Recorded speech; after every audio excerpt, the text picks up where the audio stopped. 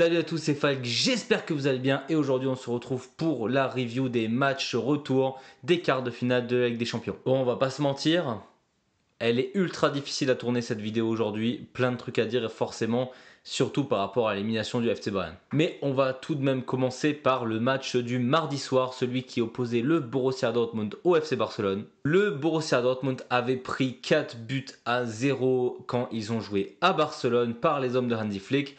C'est vrai qu'ils se sont fait dominer de A à Z, il n'y avait tout simplement pas match entre les deux équipes. On avait vraiment l'impression que le FC Barcelone jouait avec des minimes, tellement le Borussia Dortmund n'avait aucune chance. Et donc c'est vrai qu'en voyant ce 4-0 que Barcelone avait infligé au Borussia Dortmund, on imaginait un peu le même scénario à Dortmund, même s'ils sont plus forts à la maison. Et pour le coup, ça n'a absolument pas été le cas pour une raison simple, le FC Barcelone s'est vu beaucoup plus beau que ce qu'ils sont vraiment. Alors oui, Barcelone n'avait pas encaissé encore de défaite en 2025. Le Borussia Dortmund gagnera ce match 3-1 et donc on peut quand même saluer cette combativité du Borussia Dortmund qui aura tout donné jusqu'à la fin malgré la grosse défaite infligée la semaine d'avant. Quelque chose qui a déjà fait plaisir à voir sur le match, c'est le fait que Niko Kovac ait totalement remanié son équipe du BVB. Il a fait en sorte que l'équipe soit beaucoup plus offensive que la semaine passée. Logique, de toute façon, il n'avait rien à perdre, tout à gagner. On a donc la moitié quasiment de l'effectif du Borussia Dortmund qui a changé par rapport au premier match. Et clairement, ça a tout simplement beaucoup mieux fonctionné cette semaine. Ça fait par exemple des semaines qu'on n'arrêtait pas de le critiquer, mais le fait que Julian Brandt ne soit pas titulaire dans cette équipe, on a vraiment vu une différence, en tout cas au sein de l'attaque, qui était beaucoup plus fluide à mon goût. C'est vrai que quand t'as pas juste un gars qui fait des allers-retours en courant, alors oui, Brandt a fait déjà de très belles choses, que ce soit au Borussia Dortmund ou avant à Leverkusen, mais actuellement, là, depuis plusieurs mois, ça ne va pas, et tu ne peux pas que vivre sur tes performances passées. Actuellement, ça ne va pas, donc tu ne dois pas être sur le banc. D'ailleurs, thème assez récurrent qu'on va réitérer tout à l'heure. On a donc la triplette offensive Baya, Adeyemi et Guirassy qui jouent plus ou moins pour la première fois ensemble sur le terrain en même temps et j'ai trouvé ça plutôt efficace. Baya, Adeyemi ramène quand même une certaine explosivité que Guirassy n'a pas et bon, Guirassy voilà devant le but, il est très fort mais pareil, ça on va en reparler tout de suite. Kovac a aussi décidé de jouer tout simplement avec 3 défenseurs, ce qui est plutôt logique. Le but c'était tout pour l'attaque et Couto et Svensson qui quand tu joues à 3 évidemment que les latéraux reviennent pour défendre à 5. C'était beaucoup moins le cas, en tout cas ils défendaient assez haut, donc on avait vraiment une défense à 3. Et donc dès le début de match, on sent qu'il y a une énergie autour de ce Borussia Dortmund là qui ne veut pas décevoir ses fans face à eux. De toute façon, pas grand monde s'attendait à quelque chose. Moi, le premier dans mes pronostics, je pensais que Barcelone allait gagner ce match et je pense que 95% des gens voyaient Barcelone minimum arracher un match nul sur ce match. Mais là, le Borussia Dortmund a décidé de sortir du vestiaire et de se donner à fond.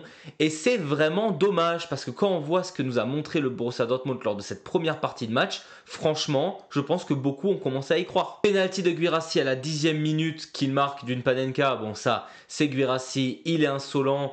Franchement, tenter ça quand tu es mené 4-0, faut quand même le vouloir. Mais bon, il marquera un triplé pendant le match, donc il n'y a rien à dire. Et cette équipe du Barcelone ne s'y attendait pas, mais elle s'est fait constamment presser par le Borussia Dortmund. Et c'est vrai que quand tu vois le jeu qu'a proposé le BVB la semaine d'avant, tu ne t'attendais pas à ça. Et il n'y a que à voir la tête de Rafinha et de Lamine Yamal qui littéralement se faisait agresser par un ou deux joueurs systématiquement lorsqu'ils touchaient le ballon. Yamal d'ailleurs qui a fait sûrement son pire match de cette saison en Ligue des Champions et en 2025 c'est sûr.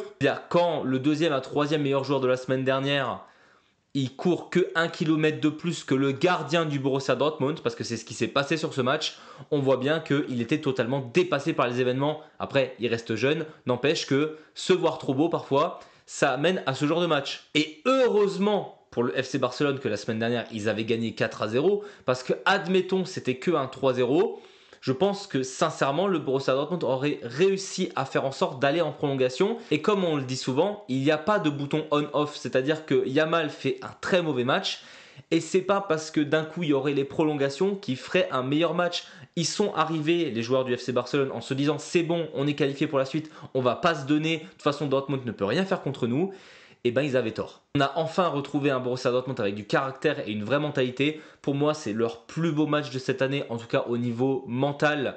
Ils ont tout donné dans la bataille. Première mi-temps, ils ont vraiment écrasé le FC Barcelone. Ça mène techniquement que 1-0, mais quand on voit le nombre d'occasions que se crée le Borussia Dortmund, Ils peuvent remercier Szczęsny qui a été très bon et la défense de Barcelone qui ne s'est pas laissé avoir, comme le milieu de terrain que j'ai trouvé très fébrile. Et ce qui est super, c'est que le Borussia est arrivé avec la même mentalité en deuxième mi-temps. Très vite, ils claqueront ce fameux 2-0 où on commencera petit à petit à y croire parce qu'on sait que 2 buts, ça semble énorme, mais quand tu as cette dynamique de la Ligue des Champions, ton public derrière toi, surtout que le public de Dortmund, il est quand même assez chaud, et donc tu sais que tu peux réaliser quelque chose de très grand, et on l'a bien vu récemment, 3-0, ça veut presque plus rien dire. Malheureusement pour le Borussia Dortmund, c'est ça qui plombera tout espoir de remontada. Ben Sebaini marquera un but contre son camp. Début de la deuxième mi-temps, directement quelques minutes après le deuxième but du BVB, surtout que franchement, il pouvait la mettre à côté, enfin voilà. Il y a un centre de Barcelone et il claquera le but dans son propre but, voilà. C'est des choses malheureusement qui arrivent, mais au vu de la dynamique de début de match où vraiment Dortmund a tout simplement dominé le jeu face à Barcelone, les 15-20 minutes après cette égalisation, enfin après ce but de Barcelone, ça a enlevé un peu tout l'espoir du BVB. Et là où c'est vraiment dommage, c'est justement si on enlève ces 20 minutes, le BVB est encore revenu à la 76e où on a Guirassy qui marque le 3-1. Et quand on se dit que Dortmund a vraiment écrasé Barcelone sur ce match, qui menait 2-0, admettons, il n'y aurait pas eu ce 2-1. Guirassy marque le 3-0 plus tôt. Sincèrement, le Borussia Dortmund aurait au moins égalisé pour avoir les prolongations. Parce qu'au moment du 3-1, Barcelone n'a plus joué, a fait que défendre. On voit même Brandt qui, quand il rentre sur le terrain, marque le 4-1 qui a fait exploser tout le stade et on n'était plus qu'à un but de se dire voilà, Dortmund, ils vont réussir à les pousser jusqu'en prolongation.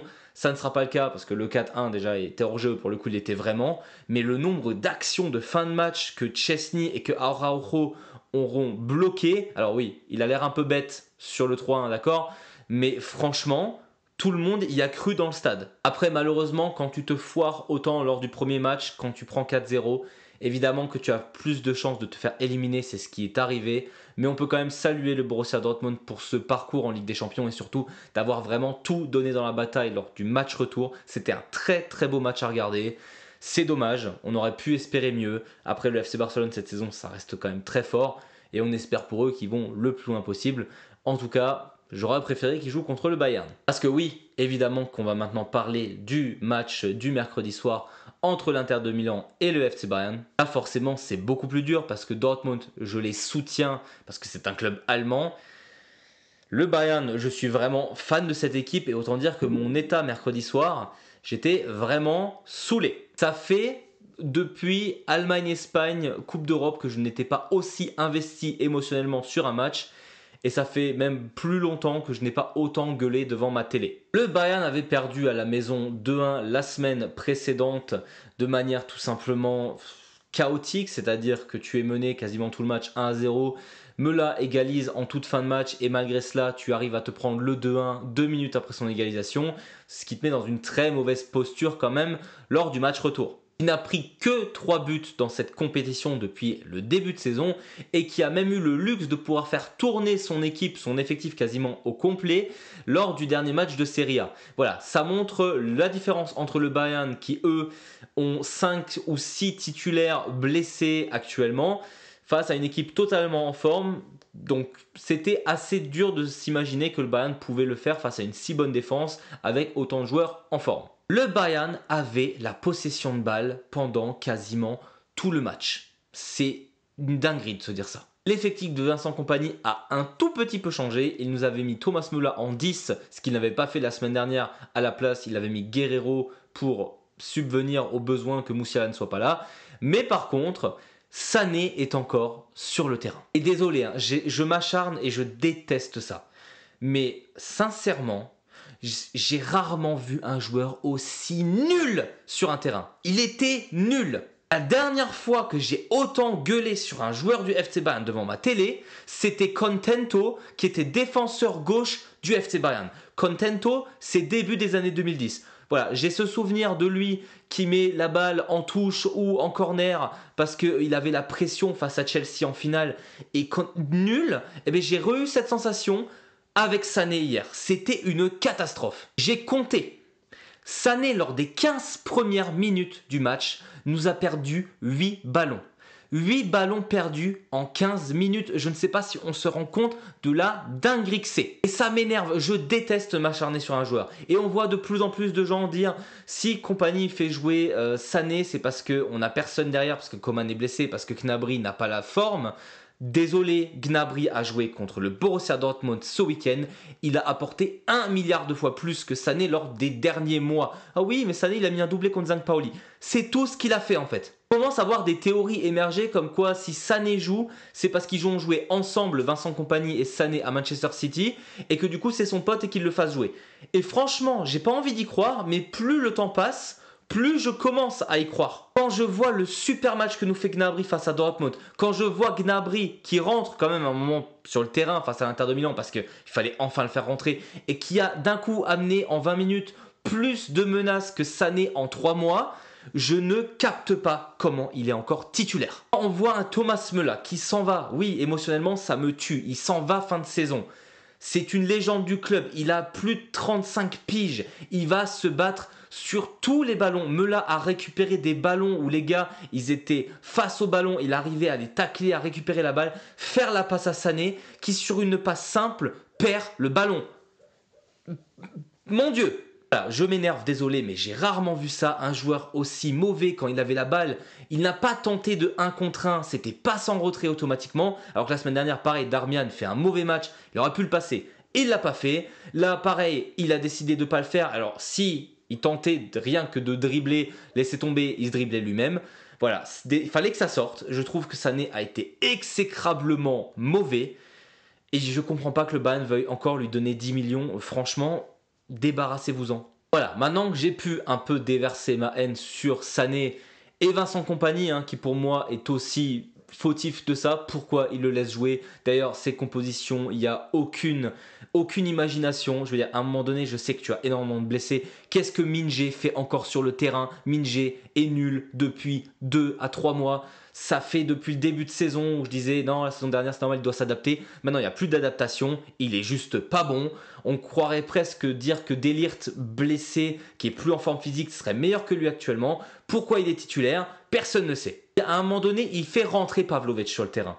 Pourquoi Goretzka n'a pas joué défenseur central? Oui, je sais que c'est pas son poste, mais il en est capable. Et tu mets Pavlovic en 6, et ça marcherait très bien, parce que Goretzka et Laima à eux deux tiennent cette défense sans problème. Non, vraiment, le Bayern, c'est désolant de te dire qu'en face, tu as une équipe en pleine forme, que les deux qui t'ont fait mal, ces deux gars que tu as virés parce que tu ne les estimais pas assez bons, Pavard, que j'ai toujours trouvé très bon avec le FC Bayern, il en pouvait plus de jouer latéral droit parce que c'était pas son poste. Et ben là, on l'a bien vu, Pavard, défenseur central, il est excellent et il l'a toujours été. Yann Zoma dans les buts, il a toujours été très bon. Ces deux mecs, tu n'en voulais pas, ils t'ont mis la misère, point. Après, voilà, ce n'est pas les seuls, l'équipe au complet a dominé sur le terrain l'Inter de Milan sur la double confrontation, mais j'arrête pas de le dire depuis le début de saison, ça ne sert à rien de l'avoir la possession de balle si c'est stérile. Kane, on ne l'a pas vu du match, sauf pour son but, et vraiment très beau but, je ne m'attendais pas à ce qu'il tire à ce moment-là, et lui en est capable. Quand je vois Olysée à un moment donné, début de première mi-temps, qui avait aussi un tir gratuit, qui se fait avoir par le défenseur, oui ça peut arriver, mais tire avant, enfin bref, quand je vois Kane ce qui rate au premier match, on a Müller aussi qui a fait un gros raté quand même en deuxième partie de match. Enfin bref, tout ça, ça rentre. On les élimine malgré le fait qu'il manque Musiala, Davis, Upamecano, Neuer et Ito. Et on se fait même pas avoir sur des contre-attaques. On se fait avoir sur 2 corners en 3 minutes. Il faut savoir que vraiment 5 secondes, c'est pas une blague, 5 secondes avant le corner, je dis à la personne qui regarde le match avec moi, j'ose pas regarder parce que la semaine dernière, ils ont marqué, ils en ont pris un direct. C'était au moment où le gars pose le ballon sur le point de corner. Je le sentais pas, cette histoire, je n'ai pas regardé et je vois juste Lautaro Martinez qui claque un énorme but. Et à ce moment-là, j'étais en mode, voilà, le Bayern, la concentration de cette défense, je vais rester poli, c'est absurde. Comment tu veux gagner quoi que ce soit avec une défense aussi fébrile? Oui, en Allemagne, ça peut passer. Je ne dis pas que la Bundesliga est faible. On sait juste que l'attaque prime sur la défense et donc ça peut passer pour la Bundesliga. Mais on le voit bien, pour la Coupe d'Allemagne, ça n'a pas suffi. Et pour la Ligue des Champions, évidemment que quand tu joues une équipe aussi solide que l'Inter, ça ne suffit pas. Parce qu'au-delà du fait que l'Inter de Milan, c'est des énormes pleureuses, à chaque fois qu'on les touche, les gars, ils restent par terre. Enfin bref, ça, c'est des Italiens, on les connaît, c'est leur jeu. Eh ben, ils méritent totalement. Ils ont été plus lucides, ils ont été mieux préparés. Lautaro Martinez a été exceptionnel sur la double rencontre. Je veux dire, les buts qu'il met, c'est super. Et quand tu as un Joshua Kimmich qui, après le match, dit au final, franchement, on est déjà chanceux d'être arrivé jusque-là. Je veux pas dire que ça montre la mentalité du club actuellement, parce que Kimmich, en fait, a raison. Il dit tout haut ce que tout le monde voit, en fait. Le Bayern, au vu des prestations récentes, personne ne les voyait aller aussi loin. Là où on félicite, entre guillemets, le Borussia Dortmund en se disant, oui, eux, finalement, ils se sont fait écraser au premier match, ils n'avaient pas beaucoup d'armes pour lutter. Deuxième match, c'est parce que Barcelone les a pris de haut et que Dortmund s'est donné à fond. Mais au final, voilà, on savait qu'ils n'étaient pas favoris. Le Bayern, ça reste le Bayern au niveau européen. On sait qu'ils sont capables de tout. Et là où c'est frustrant, c'est se dire, tu as autant de blessés, tu as autant de capacités. Et si tu rates, c'est à cause de ta propre prestation. Tu peux pas te dire, l'Inter de Milan était largement meilleur. Tant pis, on a perdu, c'est comme ça. C'est ce qu'on peut dire pour le Borussia. Tu ne peux pas dire ça pour le Bayern. Le nombre de passes mais ratées, de balles que tu n'interceptes pas, la défense qui se loupe, les occasions manquées, enfin bref, tout ça, oui, forcément, face à une grande équipe européenne, eh ben tu perds et tu es frustré à la fin. Évidemment, j'ai tiré des grosses balles sur Kompany et Sané, c'est pas les seuls. Goretzka, je l'ai pas trouvé exceptionnel sur ce match non plus. Kimmich, il nous a déjà montré de meilleures choses. Le seul vraiment que je trouve sur ce match très bon de A à Z, c'était Konrad Laimer, étonnamment, qui s'est battu vraiment sur tous les ballons. Thomas Müller, il était plus ou moins absent en fonction des moments. Voilà, il y en avait vraiment juste un qui était mauvais de A à Z, c'était Sané. Stanisic, je l'apprécie beaucoup ce joueur, mais le niveau actuel ne suffit pas pour gagner une Ligue des Champions. Donc c'est comme ça que le Bayern fait 2-2 sur la rencontre, qu'ils avaient encore plein d'occasions de mettre un 3-2 dans les 15 dernières minutes. Sincèrement, j'y ai cru plein de fois, jusqu'à la tête de Müller que Zouma arrête, parce que Zouma était encore très très bon.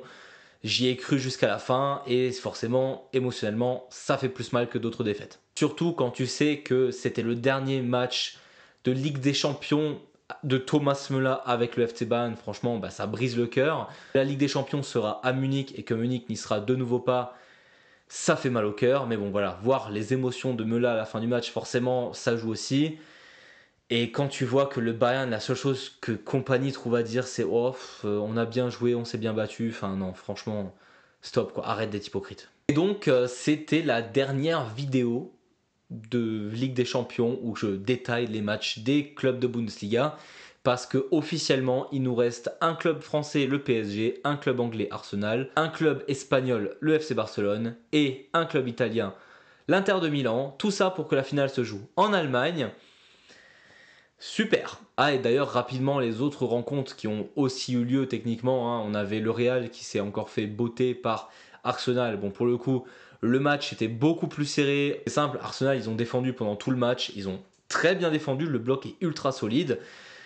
Ils étaient meilleurs techniquement sur le match, le Real Madrid, mais ils n'ont pas marqué. Ça marche pas entre Vinicius et Mbappé. J'ai vraiment l'impression qu'il y a un souci de hiérarchie. Tout le monde veut prendre le lead dans cette équipe.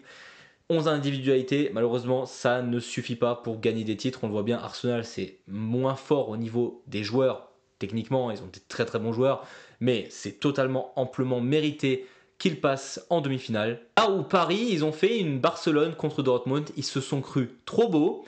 Et quand tu es le PSG et que ça fait des saisons que tu galères à aller aussi loin en Ligue des Champions, même si je crois que ça fait 4 fois en 6 saisons qui vont en demi-finale, ce qui est excellent, mais ils n'ont toujours pas gagné. Et donc quand tu n'as toujours pas gagné la Ligue des Champions, c'est un peu bizarre de se croire trop beau quand tu gagnes entre guillemets que 3-1 à la maison.